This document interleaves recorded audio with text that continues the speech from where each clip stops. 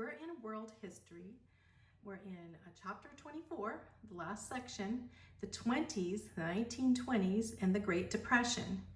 We're going to be talking about prosperity of the 20s, inflation, West abandons free trade, easy credit, risky investments, the stock market crashes, and the effects around the world.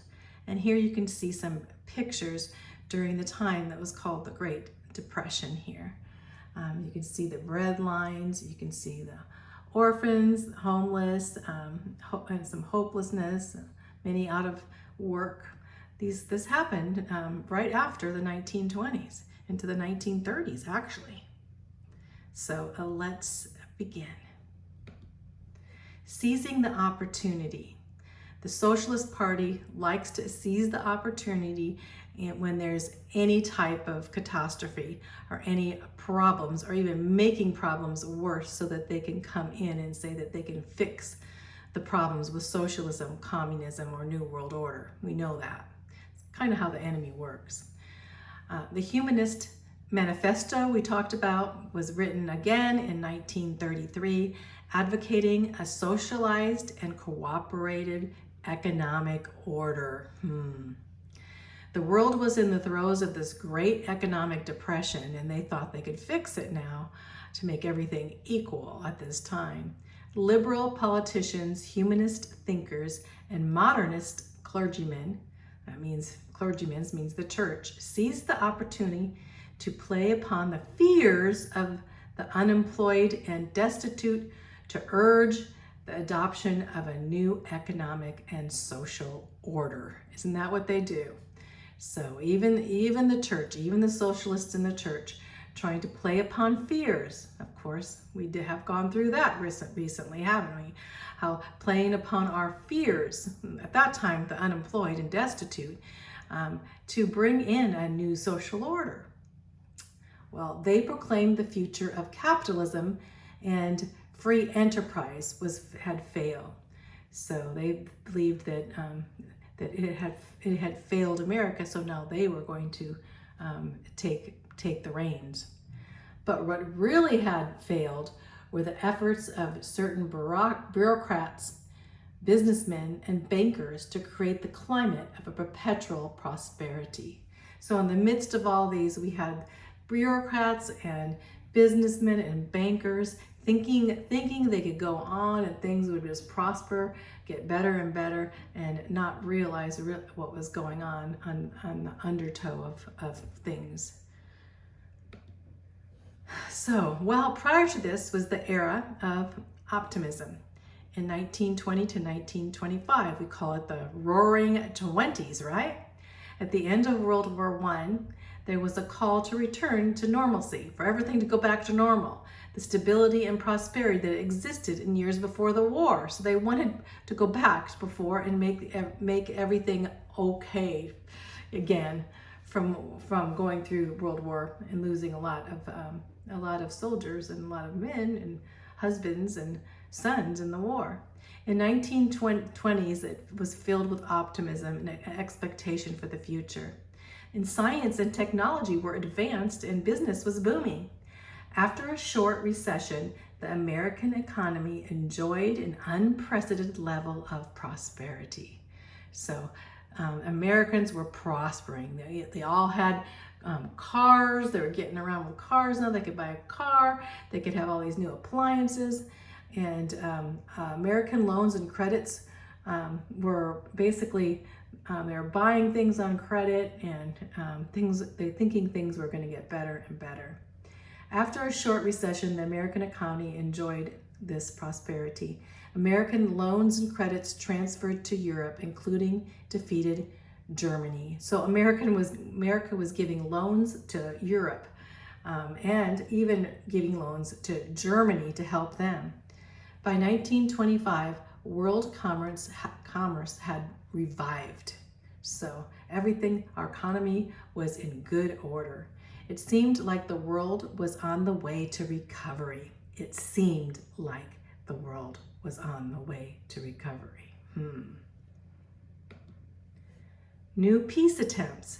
The Paris Peace Pact in 1928 was an ambitious attempt at achieving international peace. The United States and France initiated the pact, and then representatives from 15 nations gathered in Paris. They renounced war as a means of settling international affairs. 62 nations, including the major powers, all the major powers, signed the pact within a few years. They thought that they had outlawed international war, basically thinking, no more war, we're getting together, we're going to have peace forever. Little did they know what was coming in the years ahead, few years ahead. America's world's banker. Well, America was the world's banker. What's that mean? That America was taking on the banking of the whole world. Before World War I, the world's economy revolved around Europe, especially England. But the high cost of war forced European governments to borrow billions of dollars from the United States.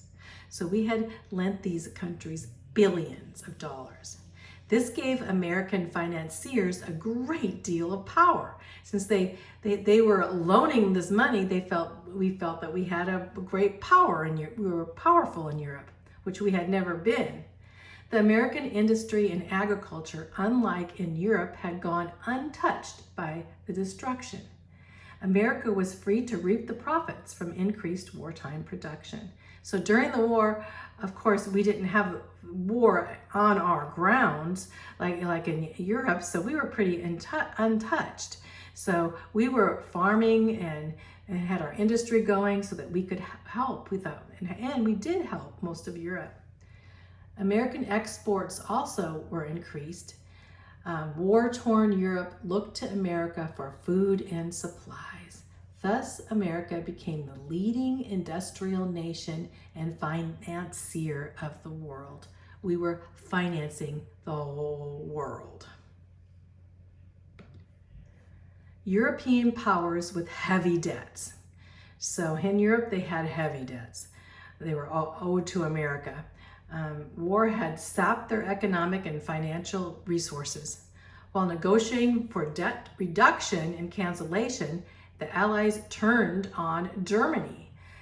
The Treaty of Versailles entitled them $33 billion for reparations from Germany. Basically, Germany needed to pay all of these European countries $33 billion. The Allies hoped if they got that $33 billion, they could pay off their debts to America when Germany paid off their debts, right? But Germany was on the verge of economic collapse. So here we have Germany collapsing and not able to pay its debts, and so that basically the rest of Europe could not pay their debts, mostly into America. So here we have the war debt and reparations. The war guilt clause blamed Germany and $33 billion to the Allied powers. The Dawes Plan came to try to put this together, but it led ultimately to the Great Depression. There's a picture during that time. Germany turns to America. So Germany printed lots of money, paper money, creating mass inflation. Inflation, what is inflation? It's an excess of money in circulation which causes the value of money to go down and the prices to go up. Prices on things become extravagant. Even now, like the price of eggs going, 10 times before, prices in certain commodities going up, inflation, due to inflation. Too much money on the market, too much printing of money. In 1923, a loaf of bread cost an incredible 489 million marks to buy a loaf of bread in Germany. Germany turned to America for help. Hey, we need help. With American credit, loan, and investments, the German industry started to revive. And Germany started paying off some of their debts and rebuilt some of their industries. The world's economy was almost totally dependent on American capital and on the performance of the American economy. So if anything was going to happen to America, which did during the Depression, it would affect the whole world. The West abandons free trade. American farms and factories were nearly self-sufficient during the war. That means basically they did not have to depend on any other country or any debts. But after the war, the American manufacturing business persuaded Congress in a tariff barrier to protect the nation's industry against foreign competition. Like, let's put tariffs now so that foreigners can't come in and sell to us. So the other nations did the same thing, and world trade changed dramatically because basically saying you can't trade with us and we can't trade with you, and it got very complicated. It had been so free and self-regulated before 1914, but now the countries and all the governments wanted to get involved and regulate the business of tariff control, protecting the nation's industry and the foreign market. The shortage of gold and hard currencies. So hard currencies are those easily converted to gold. So the shortages of gold and protective tariffs resulted in a vicious financial cycle. To obtain gold or hard currency, each country imported as little as possible and exported as much as possible. So they're trying, let's not import very much, but let's export. Each sought a favorable balance of trade. But increased productivity of the 1920s soon meant overproduction and the accumulation of goods. Suddenly, the factories were producing so many goods, and driving the cost down, and then basically not balancing out. And nothing was based now on the hard currency of the gold standard. So it looked like, things were going to turn to the worst. Not for the better, I should say. Demand and supply falters. Demand and supply. For a time, demand kept pace with supply. People, they wanted to buy things, and they had the supply. The supplies were putting out, and people were buying it. And trade kept in pace with an output too, so that everything was in balance. International bankers and financiers kept injecting doses of easy money and cheap credit into the world economy that not backed by gold. They were basically saying, oh, we'll finance you, we'll give you credit. You can buy this. You can buy this on installment plan. You can buy this on a credit card, right? Easy money, people getting easy money. The increase of productivity should have led to falling prices and an increased demand. It should have just naturally fallen into place, but because there was a lot of easy credit and cheap, or easy money and cheap credit, that this would not happen. But because economic boom was based on the manipulation of money and credit, prices remained the same. So now we're getting unbalanced. It's going to break our chain of balance here. Easy credit with the Federal Reserve.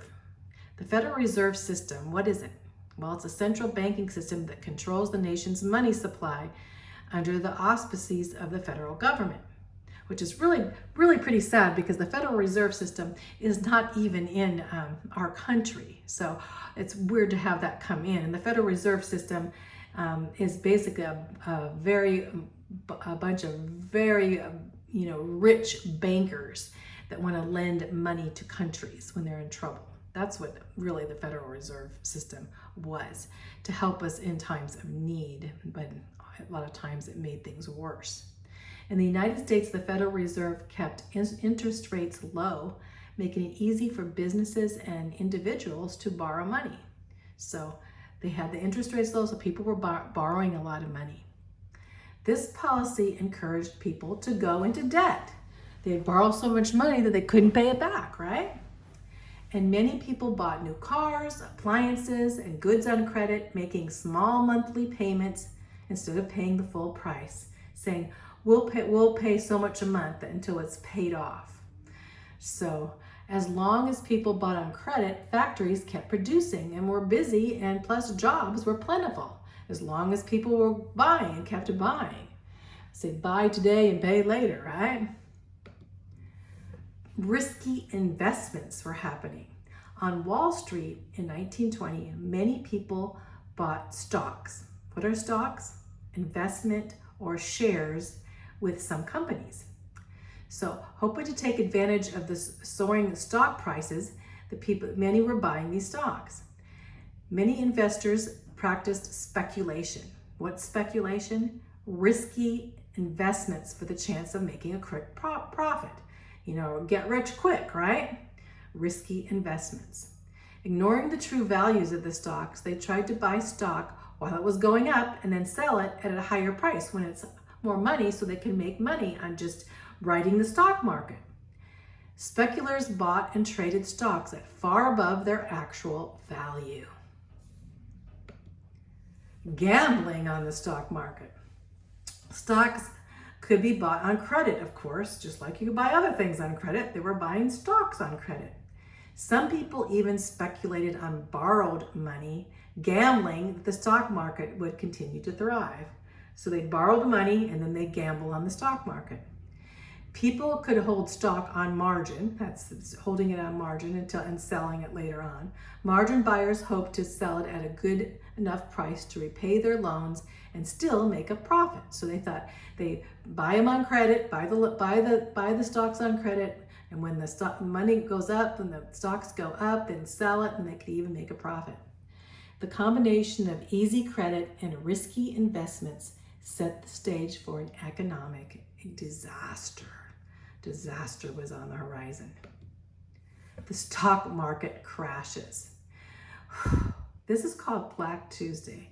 It was probably one of the darkest days in American history.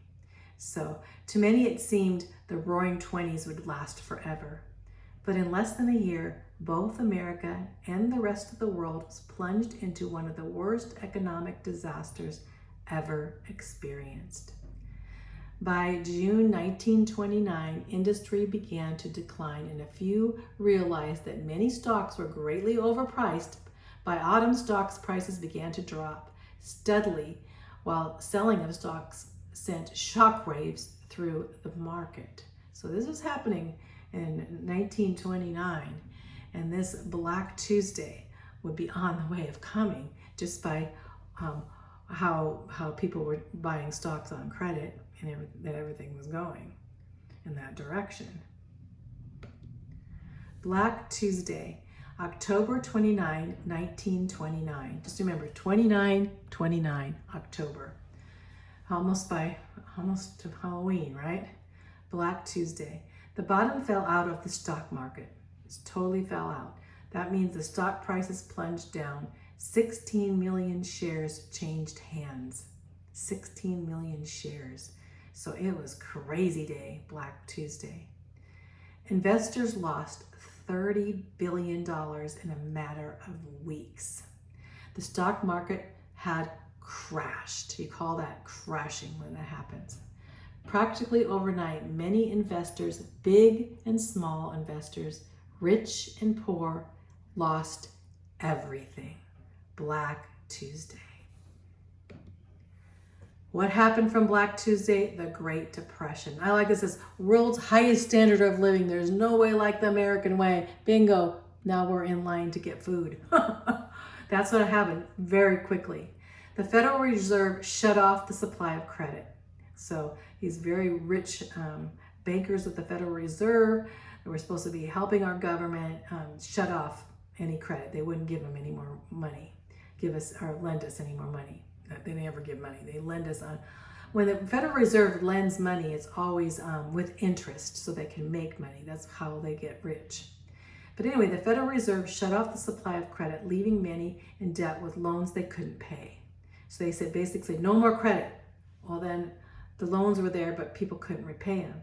To make matters worse, the savings of many people were destroyed after thousands of banks went bankrupt from either losing money on the stock market or being unable to collect debts from outstanding loans. Wow. So now we have the banks. The banks are closing their doors, and people had their savings in the banks and basically saying, we have no money. We're bankrupt. Your savings is gone. Can you imagine that, of all the money that you had in the bank. You could have $100,000 or more or whatever, thousands of dollars in the bank, but they just would take it all because they had used it on the stock market. The banks did, and they couldn't collect their debts, so they just said, we're bankrupt. And closing their doors was a big thing for America, because all America, hundreds and millions of Americans would lose their savings. And many factories cut down on production or shut down. The factories had to shut down because they couldn't stay afloat, and many of them went bankrupt. And by 1932 to 1933, so this is after, remember, 1929 is when the stock market crashed. A couple years later, the worst years of the Depression, 1 in every 4 Americans was unemployed. That's 13 million people. So the government intervention by the Federal Reserve System. The Federal Reserve System tried to come in to government to regulate, but they only made things worse and deepened the Depression. Depression around the world. So this Great Depression spread. The Great Depression soon spread to Asia, Europe, and other parts of the world, bringing great hardship to millions of people. Who was hit the hardest? Germany, of course, was hit the hardest, losing the little gains they had made because they depended a lot on us helping them. The financial institution industries failed during the Depression around the world. The whole world's in depression now. The mood of despair. With the hardships of the Great War and the Depression, a mood of despair developed in the hearts and minds of many Europeans, especially scholars, writers, and artists. They were all showing forth in their work despair and hopelessness. The acceptance of religious liberalism left a void in their hearts and destroyed the few hopes they had, because they didn't know Jesus personally and just knew of a religious liberal type religiousness, and instead of a personal relationship, they were hopeless. But rather than turning to God and His Word, they looked to themselves and their surroundings and were filled with bitterness and despair. Many even began to accept the socialist propaganda, and several dictators used this to their advantage. So we have some dictators arising as communists says, oh, everything is really bad, but we can make things better, and send in a dictator, a despot, a tyrant. The unresolved political, economic, and spiritual tensions of the 20s and 30s would contribute to another world war. This whole despair would cause us to go into war, as people, especially in Germany, were so in despair, and they did not turn to God. They would turn to who? Adolf Hitler, So that's what we have in the next chapter. We're going to get into World War II. So let's stop